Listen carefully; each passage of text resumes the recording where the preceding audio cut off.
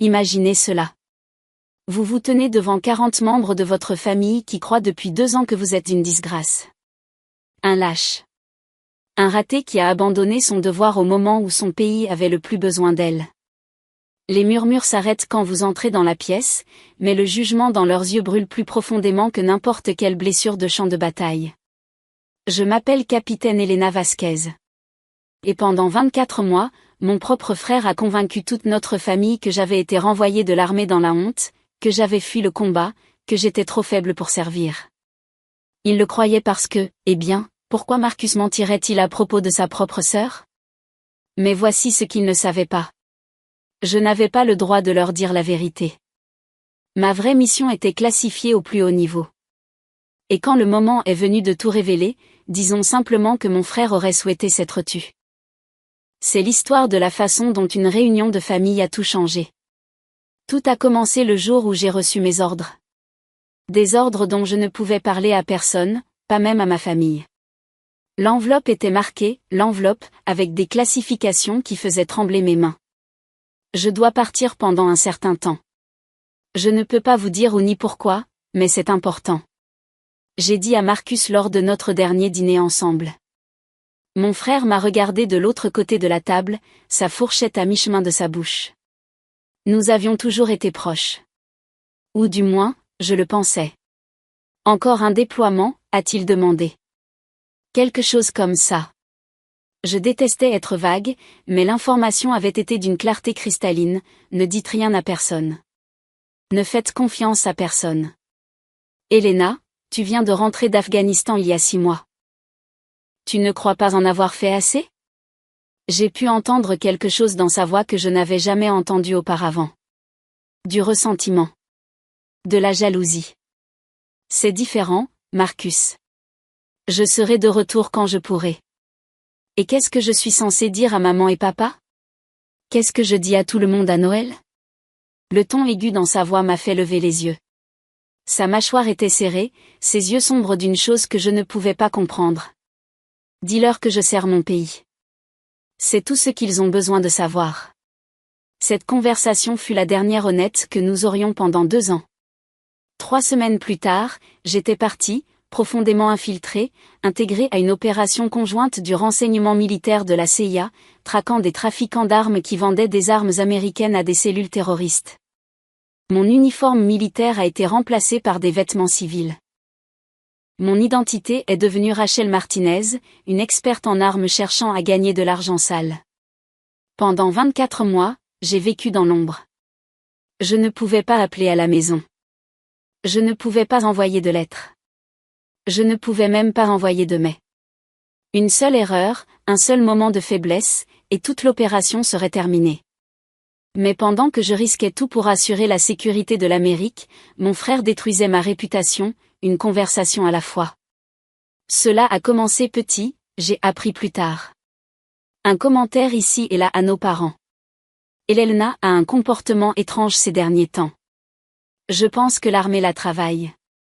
Elle semblait vraiment instable quand je l'ai vue la dernière fois. J'ai entendu dire par quelqu'un à la base qu'elle avait des problèmes disciplinaires. Nos parents, follement inquiets et sans nouvelles de ma part, ont commencé à le croire, et Marcus s'est nourri de leurs préoccupations comme un parasite. Les mensonges sont devenus plus gros. J'ai découvert ce qui s'était passé. Elena a été renvoyée. Elle ne peut plus supporter le combat. Elle a été impliquée dans une sorte d'incident à l'étranger. Ils l'ont renvoyée chez elle dans la honte.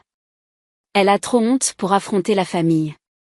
C'est pour ça qu'elle n'appelle pas, à Noël de cette première année, toute la famille élargie croyait que j'étais une soldate déshonorée se cachant quelque part dans la honte. Mes propres parents ont envoyé des colis à une adresse que Marcus avait fournie, une adresse qui n'existait pas. Mes cousins, tantes, oncles, grands-parents, tous murmuraient à propos de la pauvre Elena, qui n'avait pas réussi en tant que vraie soldate, qui avait craqué sous la pression, qui avait laissé tomber sa famille et son pays. Et à travers tout cela, Marcus jouait parfaitement le rôle du frère concerné. Le cœur brisé que sa sœur soit tombée si bas, protecteur de sa honte, demandant à tout le monde de ne pas en parler si jamais elle rentrait à la maison. Mais pourquoi? Pourquoi mon propre frère me détruirait-il ainsi? Marcus avait toujours vécu dans mon ombre. Quand je suis devenu capitaine, il était encore civil, travaillant à un poste de bureau qu'il détestait. Quand j'ai reçu des commendations pour bravoure, il avait du mal à payer ses factures. Lorsque les gens interrogeaient nos parents sur leurs enfants, il commençait toujours par les réalisations d'Elena. Mon succès était devenu son échec. Et quand j'ai disparu sans explication, il a vu une opportunité d'être enfin celui qui était important. Il est étonnant de voir comment la jalousie peut transformer l'amour en poison. Pendant que ma famille pleurait ma disgrâce imaginaire, je vivais la mission la plus dangereuse de ma carrière militaire. Le réseau de trafic d'armes que nous traquions s'étendait de Détroit à Damas, avec des connexions qui atteignaient le crime organisé. J'ai passé des mois à gagner leur confiance. Rachel Martinez est devenue quelqu'un avec qui il pouvait faire des affaires, quelqu'un qui pouvait déplacer des armes sans poser de questions. Le travail était épuisant, pas seulement physiquement, mais mentalement. Chaque jour, je devais être quelqu'un d'autre. Chaque conversation était une performance où un mot de travers pouvait me tuer. Il y avait des nuits où je restais éveillé dans un motel bon marché, me demandant si ma famille allait bien, me demandant si elle me manquait. Je n'avais aucune idée qu'il me pensait lâche. L'opération a duré plus longtemps que prévu. Ce qui devait durer 6 mois s'est étendu à 12, puis 18, puis 2 années complètes.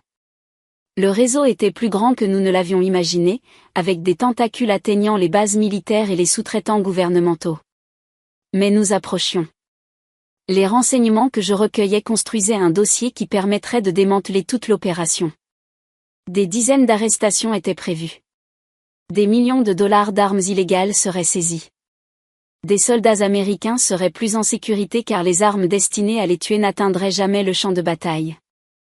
C'était le travail le plus important que j'ai jamais fait, et personne dans ma famille ne savait que j'étais une héroïne au lieu d'une disgrâce. La phase finale exigeait que je me rapproche du chef, un homme nommé Victor Clough, qui ne faisait confiance à personne et tuait les gens pour l'avoir regardé de travers. Entrer dans son cercle intime nécessitait de faire mes preuves d'une manière qui me donne encore des cauchemars. Mais je l'ai fait. J'ai obtenu les preuves dont nous avions besoin. Dossier bancaire, manifeste d'expédition, interception de communication, numéro de série d'armes, tout. Le FBI et la CIA avaient besoin de cela pour démanteler tout le réseau. Les raids ont eu lieu simultanément dans 12 États et 3 pays. Ce fut la plus grande saisie de trafic d'armes de l'histoire du FBI. Des centaines d'armes ont été saisies. Des dizaines de terroristes ont perdu leur ligne d'approvisionnement, et j'étais enfin libre de rentrer chez moi. La classification de ma mission a été réduite après les arrestations. J'étais autorisé à discuter des détails généraux de mon service. Je pouvais dire à ma famille que j'avais été infiltré. Je pouvais leur dire la vérité. Mais une partie de moi voulait d'abord voir jusqu'où allait la trahison de Marcus. La réunion de famille était prévue pour le week-end de la fête du travail à la maison de nos parents au bord du lac. J'ai appelé ma mère 3 semaines avant. Elena. Sa voix était choquée, incertaine. Elena, est-ce vraiment toi? Salut, maman. Je rentre à la maison. Le silence a duré si longtemps que j'ai cru que l'appel avait été coupé. Oh, ma chérie, a-t-elle finalement murmuré, et j'ai pu entendre ses sanglots. Nous étions si inquiets. Marcus nous a dit. Je sais ce que Marcus t'a dit, maman. Nous parlerons de tout quand je vous verrai. Serez-vous d'accord pour être avec tout le monde? Je veux dire, si vous n'êtes pas encore prête à affronter la famille, nous comprenons. Ma propre mère craignait que je n'aie trop honte pour affronter mes proches. La profondeur de la trahison de Marcus m'a frappé comme un coup physique. Je vais bien, maman. En fait, je pense que tout le monde sera très surpris de me voir.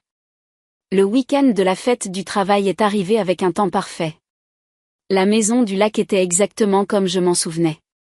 Bardage en bois blanc, porche enveloppant, la vieille balançoire en corde toujours suspendue aux chaînes près de l'eau. Je me suis assise dans ma voiture de location pendant 10 minutes, observant à travers les fenêtres. Je pouvais voir Marcus sur le porche avec nos cousins David et Rebecca. Il était animé, gesticulant avec ses mains, profitant clairement d'être le centre de l'attention. Mon estomac se tordait en réalisant qu'il leur racontait probablement encore des histoires sur sa sœur troublée. J'ai vérifié mon reflet dans le rétroviseur une dernière fois. Je portais mon uniforme classe A. Les bleus d'apparat que j'avais gagnés grâce à des années de service, décorés de rubans qui racontaient la vraie histoire de ma carrière. L'étoile de bronze avec un signe de bravoure, la médaille de commendation de l'armée, le badge d'action de combat. Chaque ruban représentait le sacrifice, le courage, l'honneur, tout ce que Marcus les avait convaincus que je manquais. J'ai pris une profonde inspiration et je suis sortie de la voiture. La première personne à me voir fut ma cousine Rebecca. Elle descendait les marches du porche lorsqu'elle s'est figée à mi-chemin. Sa bouche s'est ouverte. « Elena » a-t-elle murmuré. La bouteille dans sa main a glissé et s'est brisée sur le béton. Le bruit a attiré l'attention de tout le monde. Les conversations ont cessé. 40 paires d'yeux se sont tournés vers moi alors que je montais l'allée en tenue militaire complète. Mais je ne les regardais pas. Je regardais Marcus.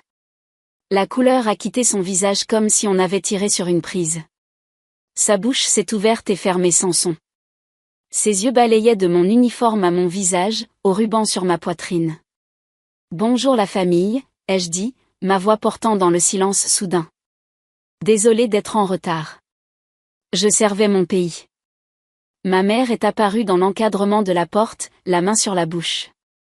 Des larmes ont commencé à couler avant même qu'elles ne m'atteignent. Elena. Oh mon Dieu, Elena. Elle m'a serré dans ses bras, sanglotant sur mon épaule. Tu as l'air. Tu as l'air d'une soldate, maman, parce que c'est ce que je suis. Par-dessus son épaule, j'ai regardé Marcus faire un pas en arrière, heurtant la balustrade du porche.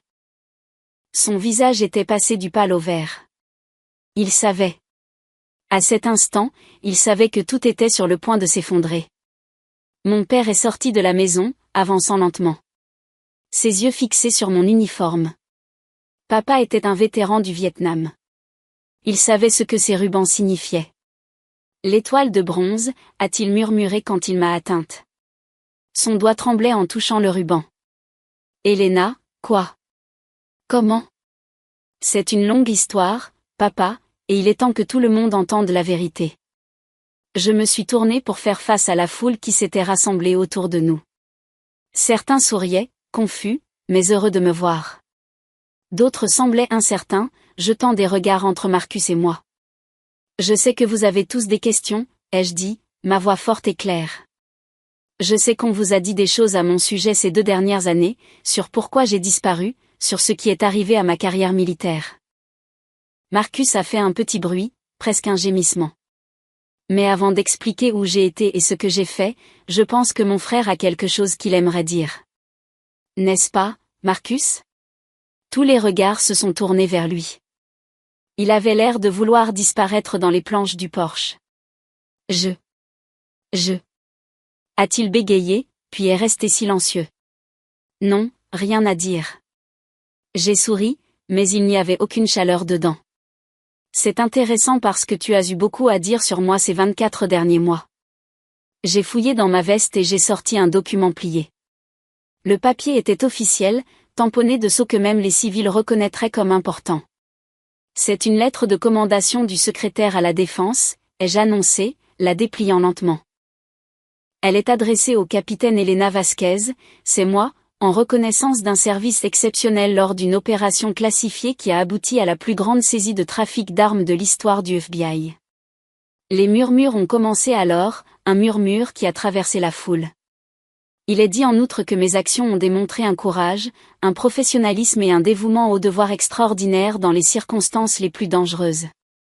Que mon travail a sauvé d'innombrables vies américaines et apporté un coup significatif aux organisations terroristes. J'ai plié la lettre et j'ai regardé directement Marcus. Mais je suis sûr que ce n'est pas aussi intéressant que l'histoire de moi étant une lâche qui a fui le combat. Dis-moi, Marcus, quand exactement as-tu décidé de détruire la réputation de ta sœur pour te sentir mieux? L'explosion de voix fut immédiate. Tout le monde a commencé à parler en même temps. Questions, accusations, demandes d'explications. Mais j'ai levé la main et j'ai attendu le silence. Laissez-moi vous dire où j'ai vraiment été ces 2 dernières années, ai-je dit. Et ensuite, vous pourrez décider par vous-même qui est le vrai héros de cette famille. Je leur ai parlé de la mission classifiée, d'avoir été infiltré pour infiltrer un réseau de trafic d'armes, d'avoir passé 2 ans à prétendre être quelqu'un d'autre, risquant ma vie chaque jour pour empêcher les armes de tomber entre les mains des terroristes. Je leur ai parlé des nuits où je restais éveillé dans des planques, me demandant si ma couverture avait été éventée, du poids de porter des secrets qui pouvaient tuer des gens, de la solitude d'être coupé de tout ce que j'aimais. Je leur ai parlé de l'opération réussie, des arrestations, des armes saisies, des complots terroristes déjoués, des commandations que j'avais reçues. Et pendant tout ce temps, Marcus est resté figé sur ce porche, ressemblant à un homme regardant son monde entier s'effondrer. Mais la partie la plus douloureuse, ai-je continué, n'était pas le danger. Ce n'était pas l'isolement. C'était de rentrer à la maison pour découvrir que mon propre frère avait passé 2 ans à convaincre tous ceux que j'aimais que j'étais une ratée. J'ai sorti mon téléphone et ouvert l'application photo.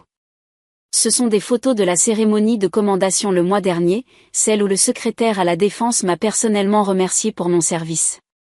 Ma mère pleurait ouvertement maintenant. Mon père avait l'air d'avoir reçu un coup de poing dans l'estomac, mais c'est ma grand-mère qui a parlé la première. « Marcus » a-t-elle dit, sa voix tranchante de déception. « Comment as-tu pu faire ça à ta sœur ?» Tous les yeux se sont à nouveau tournés vers lui. Il avait l'air plus petit d'une certaine manière, diminué par le poids de sa révélation. Je pensais, a-t-il commencé, puis s'est arrêté. Elle était partie si longtemps, et elle ne pouvait rien nous dire. Et je pensais peut-être que... Tu pensais quoi ? Demanda mon père. Tu pensais que tu allais inventer des mensonges sur le service de ta sœur ? Je ne voulais pas que ça aille si loin, a dit Marcus, sa voix à peine plus qu'un murmure. Ça a commencé juste. J'étais inquiet pour elle et quand les gens posaient des questions, je ne savais pas quoi dire. Alors tu as décidé de détruire sa réputation au lieu d'admettre que tu ne savais pas, a terminé ma mère, sa voix aussi froide que la glace. La foule devenait hostile. Je pouvais voir la colère monter sur leur visage. Marcus devenait la cible de la culpabilité et de la rage de 40 personnes. Et soudain, j'ai ressenti de la pitié pour lui. Marcus, ai-je dit doucement, et la foule s'est tue. Pourquoi ? Il m'a regardé avec des yeux pleins de larmes. Parce que tout le monde parlait toujours de toi, a-t-il dit, la voix brisée. Elena, le héros de guerre. Elena l'officier.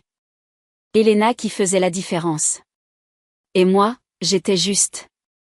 J'étais juste Marcus qui travaillait dans un bureau et qui ne pouvait même pas s'offrir son propre appartement. La douleur brute dans sa voix a traversé ma colère. Quand tu as disparu et que tu ne pouvais pas nous dire pourquoi, j'ai vu une chance d'être enfin celui qui était important. Celui dont les gens s'inquiétaient. Je me disais que je protégeais la famille de s'inquiéter pour toi. Mais en réalité, il a pris une profonde inspiration tremblante, en réalité, je voulais juste qu'il pense à moi pour une fois. Je suis désolé, a-t-il murmuré. Elena, je suis tellement désolé. Je sais que je ne peux jamais rattraper ça, mais je suis désolé. Ce qui s'est passé ensuite a surpris tout le monde, y compris moi. Je me suis dirigé vers le porche jusqu'à ce que je sois juste devant mon frère. Il a sursauté, s'attendant probablement à ce que je le frappe. Au lieu de cela, je l'ai serré dans mes bras. Je te pardonne, ai-je dit doucement. Mais tu vas passer le reste de ta vie à arranger ça. Je l'ai senti s'effondrer contre moi. 2 ans de culpabilité et de honte se déversant dans de grands sanglots convulsifs. Je le ferai, a-t-il murmuré en retour. Je le promets, Elena. Je vais arranger ça. Quand nous nous sommes séparés, toute la famille nous regardait sous le choc. Elena, a dit mon cousin David, après ce qu'il a fait, comment peux-tu simplement lui pardonner ? Je me suis tourné pour leur faire face, car, c'est ce que font les soldats, ai-je dit simplement. Nous protégeons les gens que nous aimons, même quand ils ne le méritent pas.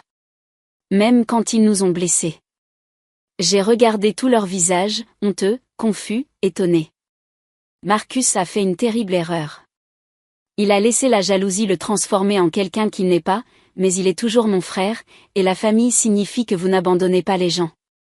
Ma grand-mère s'est avancée et a fixé Marcus d'un regard qui pouvait faire fondre l'acier. Jeune homme, a-t-elle dit, ta sœur vient de te montrer plus de grâce que tu ne le mérites. Tu ferais mieux de passer le reste de ta vie à la mériter.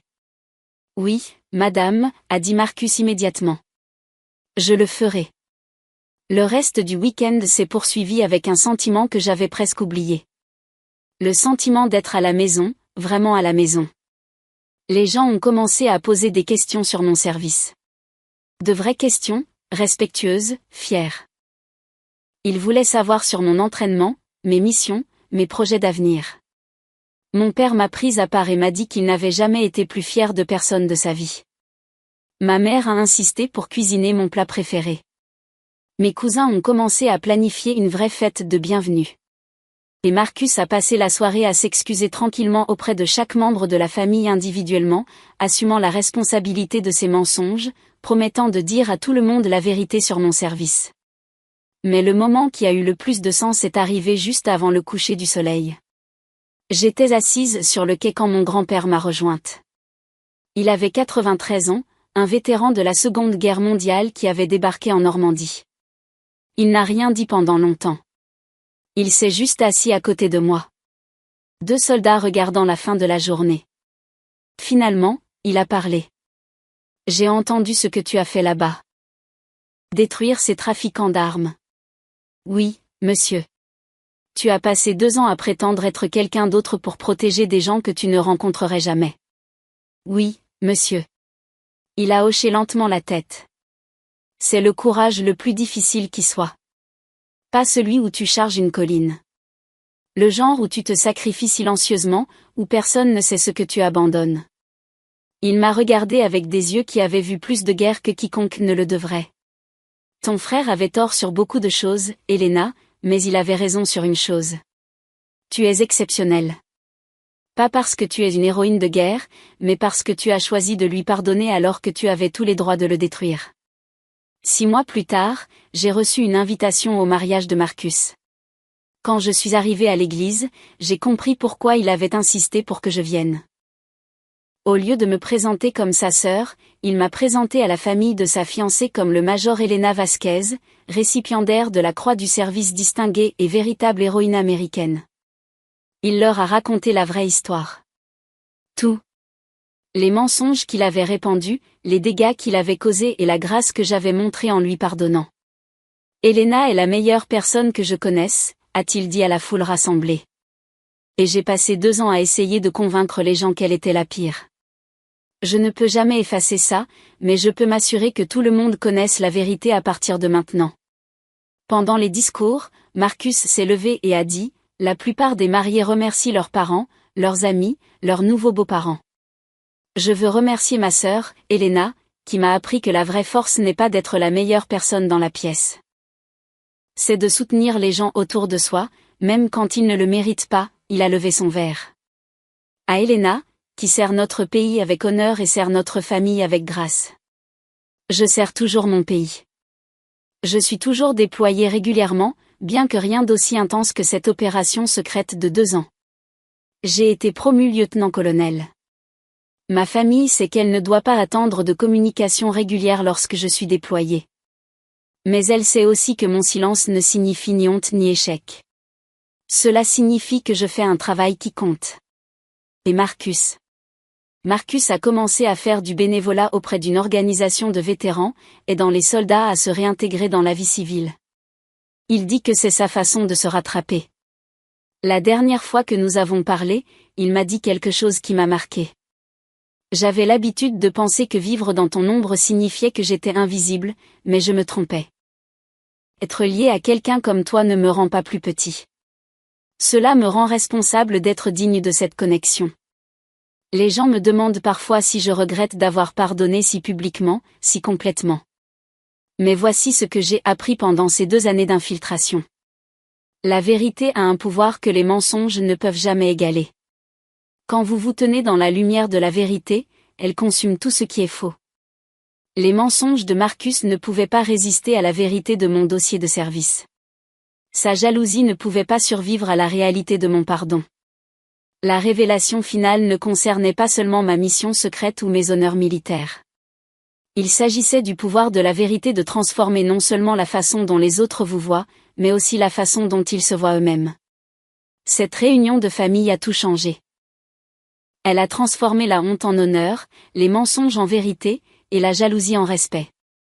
Mais surtout, elle m'a rappelé pourquoi je sers. Pas pour les médailles ou la reconnaissance. Je sers pour protéger les gens que j'aime. Même quand les aimer est difficile. Même quand ils m'ont blessé, car c'est ce que font les soldats. Nous protégeons notre peuple. Tous. Même nos frères. Ils ont ri. Ils se sont moqués de moi. Ils croyaient que j'étais une disgrâce. Mais quand le moment est venu, le monde a découvert qui j'étais vraiment. Et parfois, c'est toute la victoire dont on a besoin. Vous savez, partager mon histoire avec vous aujourd'hui, cela m'a rappelé quelque chose d'important. La vérité a du pouvoir, mais seulement quand les gens sont prêts à écouter. En ce moment, vous êtes l'un des rares à avoir entendu ma vraie histoire. Tout comme ma famille a dû choisir entre croire les mensonges de Marcus ou chercher la vérité. Vous avez aussi un choix. Je demande quelque chose de petit. Quelque chose qui ne vous coûte rien mais qui signifie tout pour moi. Appuyez sur ce bouton d'abonnement. Je sais. Je sais. Presque personne ne le fait. La plupart des gens écoutent, se sentent touchés, puis font simplement défiler. Mais voici le truc. Ce petit bouton, s'abonner, est la seule façon dont des histoires comme la mienne parviennent aux personnes qui ont besoin de les entendre. Quelqu'un là-bas est aux prises avec la trahison. Quelqu'un est sous-estimé. Quelqu'un a besoin de savoir que la vérité gagne toujours à la fin. Votre abonnement est gratuit, mais pour moi, il est tout. C'est ainsi que je sais que ma voix compte. C'est ainsi que des histoires de vraies personnes, de vrais combats, de vraies victoires sont entendues. Alors, s'il vous plaît, ne laissez pas mon histoire disparaître dans le silence. Abonnez-vous. Faites partie de quelque chose de plus grand. Faites partie de la vérité. Parce que chaque personne qui s'abonne dit, oui, ces histoires comptent. Oui, je crois au pouvoir de la vérité. Serez-vous l'une d'entre elles ?